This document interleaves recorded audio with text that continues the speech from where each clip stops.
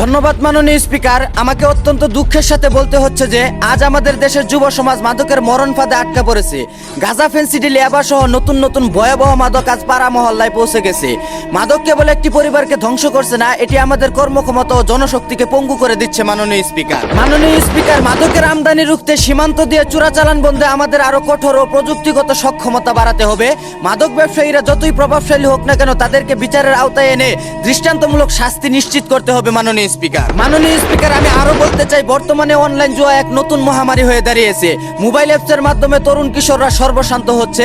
এই অনলাইন জুয়া কেবল আর্থিক ক্ষতি নয়, বরং তরুণদের অপরাধ জগতের দিকে ঠেলে দিচ্ছে এবং সমাজে অস্থিরতা বাড়াচ্ছে। অবিলম্বে এই অবৈধ অনলাইন জুয়ার সাইটগুলোকে ব্লক করা এবং মোবাইল ব্যাংকিং এর মাধ্যমে লেনদেনগুলো কঠোরভাবে নজরদারি করার জন্য সরকারের কাছে আমি জোর দাবি জানাচ্ছি। মাননীয় স্পিকার, আমি আরো একটি বিষয় এই মহান সংসদে তুলে ধরতে চাই, তা হলো দেশের বর্তমান বন্যা পরিস্থিতির ভয়াবহতা নিয়ে। প্রতি বছরে এই মৌসুম আমাদের জন্য কেবল বর্ষা নয়, বরং হয়ে দাঁড়ায় এক চরম অনিশ্চয়তার জীবন মরণের লড়াই। মাননীয় স্পিকার, এই বন্যার কারণে হাজার হাজার মানুষের ফসলের ক্ষেত তলিয়ে গেছে এবং লাখো মানুষের ঘরবাড়ি নিশ্চিহ্ন হয়ে গেছে। মাননীয় স্পিকার, বন্যা দুর্গত এলাকার মানুষ আজ চোখের পানির সাথে বন্যার পানি মিশিয়ে ফেলছে। আমাদের দেশের অধিকাংশ নদ নদী বিভিন্ন দেশের সীমান্ত বয়ে আসছে। উজানের দেশগুলোর সাথে কূটনৈতিক সম্পর্ক বৃদ্ধি করার পাশাপাশি প্রতিবেশী দেশগুলোর সাথে সমন্বিত প্রাণী ব্যবস্থাপনা করতে পারলে আমাদের দেশে বন্যার ঝুঁকি অনেকটাই কমিয়ে আনতে পারে। ধন্যবাদ মাননীয় স্পিকার। ধন্যবাদ মাননীয় সংসদ সদস্য খুরশেদ আলম রানা।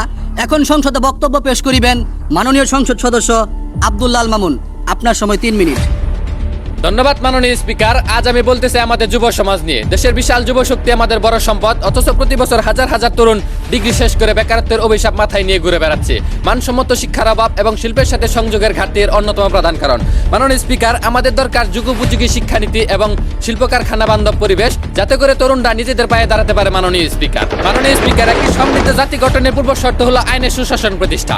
সব ক্ষেত্রে স্বচ্ছতা ও জবাবদিহিতা নিশ্চিত করতে না পারলে উন্নয়নের সুফল সকলের কাছে পৌঁছাবে না। মাননীয় স্পিকার, দুর্নীতি বিরুদ্ধে জিরো টলারেন্স কেবল কাগজে কলমে না রেখে বাস্তবে তা প্রয়োগ করে দেখাতে হবে আমাদের। মাননীয় স্পিকার, বৈদেশিক মুদ্রা রিজার্ভের সংকট কাটাতে আমাদের রপ্তানি বাড়াতে হবে।